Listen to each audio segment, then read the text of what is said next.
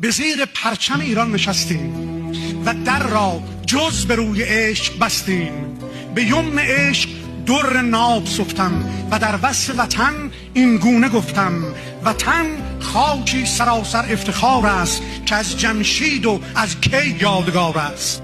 وطن نقش و نگار تخت جمشید، شکوه روزگار تخت جمشید. وطن فردوسی و شاهنامه اوست که ایران زنده از هنگامه او. وطن را قصر شیرین بی ستون است که قصر عشق از خاک جنون است. وطن شیرین خسرو پرور ماست، صدای تیشه آهنگر ماست. وطن چنگ است بر چنگ نکیسا، جناب مهندس، سرود بار بدها خسرواسا. وطن یعنی درختی ریشه در خاک، اصیل و سالم و پربهره و پاک. وطن یعنی سرود پاک بودن، نگهبان تمام خاک بودن. وطن گردآفرید رزم دارد، چنان تهمینه یار بزم دارد.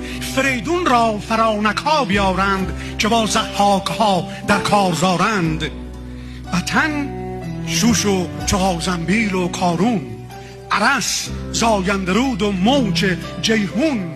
وطن خرم ز دین بابک پاک که رنگین شد ز خونش چهره خاک.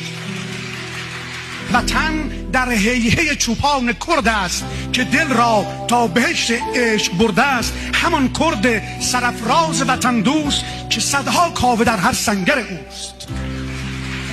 وطن یعنی تفنگ بختیاری، غرور ملی و دشمن چکاری. وطن یعنی خروش شربخانی، ز خاک پاک میهن دیدبانی. وطن یعنی بلوچ با صلابت، دلی عاشق نگاهی پرمحابت. ز عطر خاک میهن گر شوی مست، کویر لوت ایران هم عزیز است.